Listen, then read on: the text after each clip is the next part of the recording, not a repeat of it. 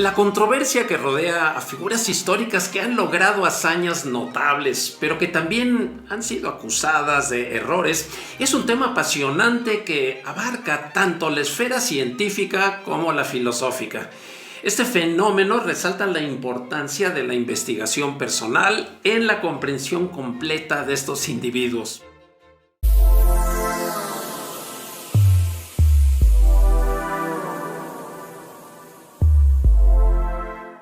Desde una perspectiva científica, el análisis crítico y objetivo de la vida y los logros de estas figuras es fundamental. La metodología histórica y sociológica busca desentrañar las motivaciones, las circunstancias y las influencias que contribuyeron a sus acciones.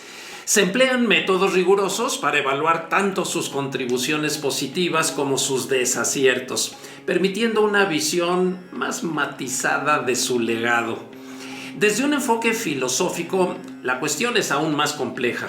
La ética y la moralidad juegan un papel central al evaluar si los errores de una figura histórica deben de eclipsar sus logros.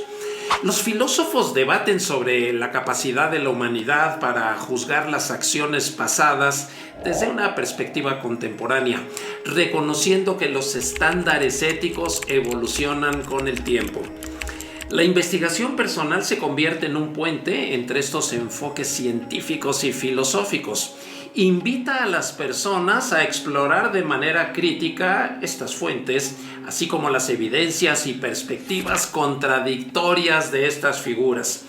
También le permite a los individuos formarse opiniones pero informadas, considerando tanto las contribuciones como las imperfecciones de estas personalidades históricas. En última instancia, la controversia en torno a estas figuras subraya la importancia de investigarlos como un medio para abordar toda esta complejidad que es inherente a la condición humana, para poder tener una comprensión más rica y equilibrada del pasado y por ende del presente. Pues bien, vamos al grano. La búsqueda de la verdad sobre la Madre Teresa nos llevó a la India, donde una paradoja intrigante se reveló. Nuestro guía, un musulmán, es decir, alguien que ni era católico como la Madre Teresa, ni era hinduista como la mayor parte de los habitantes de este país, y no obstante, era un firme creyente en su grandeza a pesar de las diferencias religiosas, pues él había tenido la oportunidad de conocerla de forma personal y admiraba su obra. En otras palabras, su opinión bien valía la visita.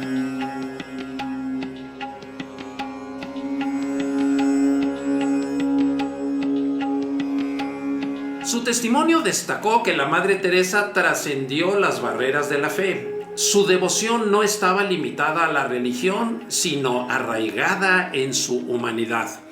Al adentrarnos en la fundación, nos enfrentamos a la complejidad de su legado.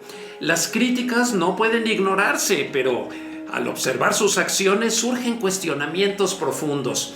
¿Podría alguien ser un ícono de la compasión y el sacrificio mientras se debatía sobre la eficacia de su ayuda? Esta visita nos recordó que la filosofía esencial de la Madre Teresa no se encuentra en dogmas religiosos, sino en su conexión con el sufrimiento humano. Su vida encarna un llamado a la acción y un recordatorio de que la bondad trasciende las fronteras religiosas. Independientemente de la fe o escepticismo, su influencia perdura y desafía nuestras convicciones. El viaje nos instó a contemplar la complejidad de la virtud más allá de las etiquetas religiosas y apreciar la profundidad de la experiencia humana. La Madre Teresa de Calcuta, conocida como el ícono de la caridad y la compasión del siglo XX, nació un 26 de agosto de 1910 en Skopje, Macedonia, con un nombre un poco extraño, Agnes Gonsha Boyashiu.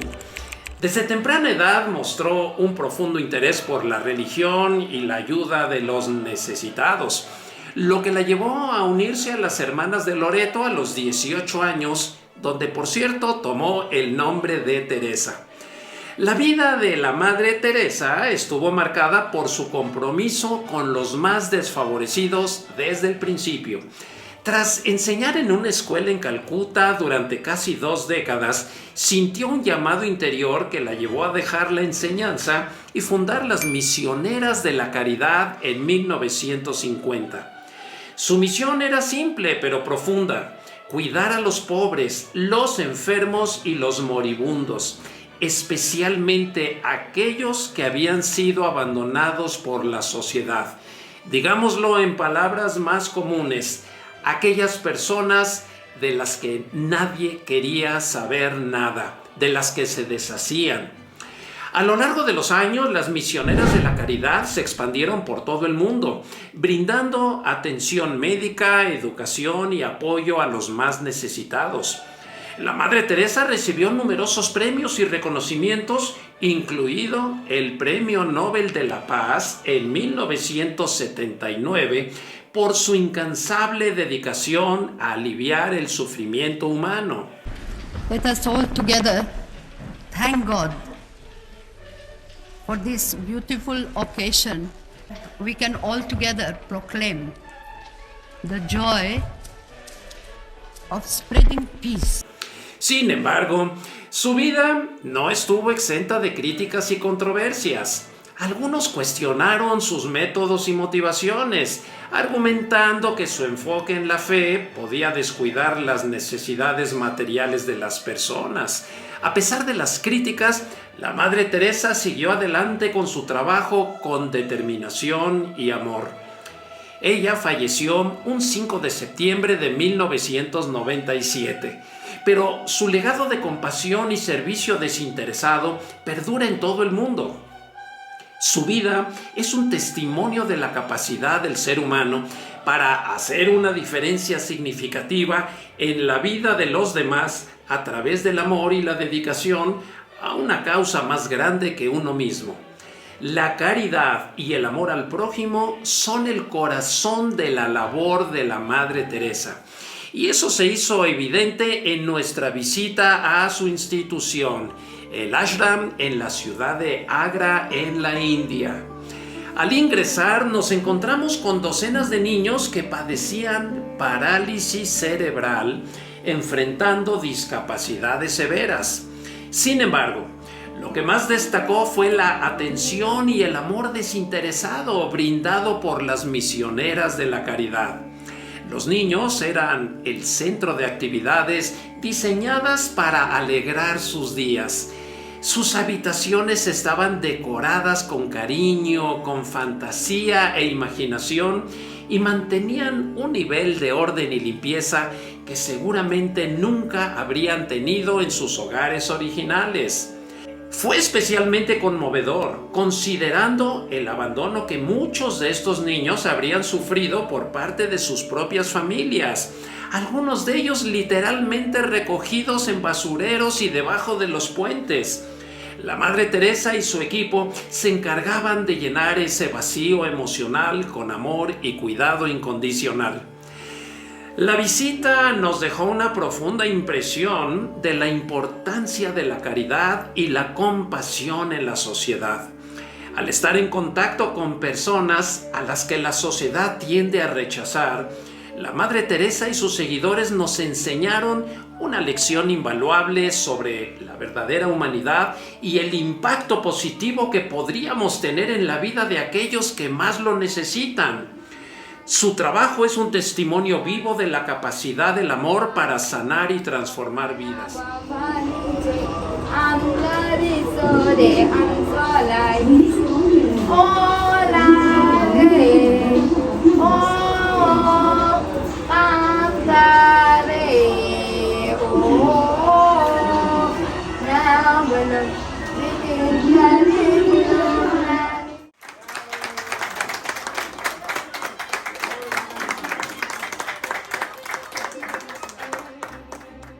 Al estar aquí, aprendimos y recordamos ideas y conceptos que al final de cuentas es lo que nos podríamos llevar para ser mejores y poder transformar nuestras vidas con lo mejor de sus enseñanzas. Helas aquí. Aprender a dar hasta el nivel en que nos duele dar. No todos podemos hacer grandes cosas, pero podemos hacer pequeñas cosas con un gran amor. El fruto del silencio es la oración. El fruto de la oración es la fe. El fruto de la fe es el amor. El fruto del amor es el servicio. Y el fruto del servicio es la paz. Si estás juzgando a las personas, no tienes tiempo para amarlas. No estamos aquí para competir, sino para ser amados y ser amables. Lo más grande es hacer siempre lo que más miedo da. No puedo hacer lo que tú haces. Tú no puedes hacer lo que yo hago, pero juntos podemos hacer algo hermoso para Dios. El hambre de amor es mucho más difícil de eliminar que el hambre de pan. Difunde amor por donde quiera que vayas y que nunca te dejen sin ese perfume del amor. La vida es una oportunidad, benefíciate de ella. La vida es belleza, admírala. La pobreza no es solo el hambre de pan, sino también el hambre de ser amado. Estas anécdotas y frases reflejan la dedicación y la sabiduría de la Madre Teresa en su servicio a los más necesitados. Una de las anécdotas que más nos han impresionado acerca de la vida de la Madre Teresa es que cuando fue a Oslo, Noruega, para recibir el Premio Nobel de la Paz, le fue entregado un cheque por más de $150,000, el cual entregó ella de manera íntegra a los pobres y leprosos de la India. Pero tal vez lo más impactante es que fue invitada a permanecer a un banquete en su honor con todos los gastos cubiertos para los siguientes 2 días. Pero ella amablemente los declinó, explicando que si esos 2 días estaba lejos de sus misiones, perdería un tiempo precioso y podrían morir 1 o 2 de sus pacientes leprosos, de manera que regresó de inmediato, renunciando tanto a los honores como al dinero recibido. No obstante, se criticó a la Madre Teresa por no trabajar en erradicar la pobreza, sino solamente en trabajar con los pobres. Pero se nos olvida, y esta es una respuesta a sus críticos, que ella no era una economista ni una mujer de negocio, sino una misionera de la caridad. Se le criticó por no tener las mejores condiciones higiénicas en sus refugios, pero se dejó de tomar en cuenta las limitaciones de los lugares en los que ella siempre fue pionera. Se le acusó de querer convertir religiosamente a las personas para ayudarlas, pero se olvidó que estando en el país más espiritual del mundo, ella hizo el trabajo que los propios hindús rechazaban. En otras palabras, estaba trabajando con los intocables, las personas de las castas más de abajo de la India. La crítica hacia la Madre Teresa de Calcuta es un recordatorio de cómo tendemos a juzgar a los demás desde nuestra perspectiva limitada y expectativas poco realistas. Su labor se centró en el cuidado de los pobres y desfavorecidos, no en la erradicación de la pobreza en su totalidad. Y esto es crucial para entender su enfoque. Obvio, no podía hacer todo al mismo tiempo. La crítica sobre las condiciones higiénicas en sus refugios ignora las circunstancias con las que trabajaba. Como pionera en el cuidado de los marginados, a menudo operaba en entornos desafiantes y con recursos limitados o inexistentes. Eran condiciones prácticamente de guerra. Su dedicación a aliviar el sufrimiento humano debería ser reconocida en lugar de ser condenada por no cumplir con estándares occidentales de comodidad. La acusación de intentar convertir religiosamente a las personas para ayudarlas malinterpreta su misión. En un país profundamente espiritual como India, su labor se llevó a cabo en un contexto en el que la religión tenía un papel central en la vida de las personas. Ella ofrecía consuelo espiritual junto con el apoyo material, y esto sí fue apreciado por muchos. En última instancia, la Madre Teresa eligió un camino de compasión y servicio desinteresado, y en lugar de criticarla, deberíamos reflexionar sobre cómo nuestras propias expectativas pueden distorsionar nuestra percepción de quienes dedican sus vidas a ayudar a los demás de manera significativa. Su legado es un recordatorio poderoso de la importancia de la empatía y la acción en un mundo necesitado de amor y comprensión. Al momento de su muerte, el primer ministro de Pakistán, Nawaz Sharif, dijo que era una persona extraña y única, que vivió mucho tiempo para propósitos más elevados. Su devoción por la vida, para el cuidado de los pobres, los enfermos y los desfavorecidos, es uno de los mejores ejemplos de servicio a nuestra humanidad. Por ello, el exsecretario general de la Organización de las Naciones Unidas, Javier Pérez de Cuéllar, expresó: ella es las Naciones Unidas, la paz en el mundo. Por su parte, el expresidente estadounidense Bill Clinton la definió como una gigante de nuestra era. Y luego de su muerte, Juan Pablo II declaró: sigue viva en mi memoria su diminuta figura, doblada por una existencia transcurrida al servicio de los más pobres entre los pobres, pero siempre cargada de una inagotable energía interior. La energía del amor de Cristo. Y bueno, durante su vida, la Madre Teresa fue nombrada 18 veces en las encuestas Gallup sobre los hombres y mujeres más admirados del año, siendo electa en la categoría de las 10 mujeres más apreciadas por los estadounidenses en todo el mundo. En aquel rubro ocupó el primer lugar varias veces en las décadas de 1980 y 1990. En 1999 fue considerada dentro de las mujeres más admiradas del siglo XX por una encuesta de Estados Unidos en la cual sobrepasó a los demás candidatos por un amplio margen. En los momentos más especiales, la Madre Teresa recordaba sus inicios en Calcuta.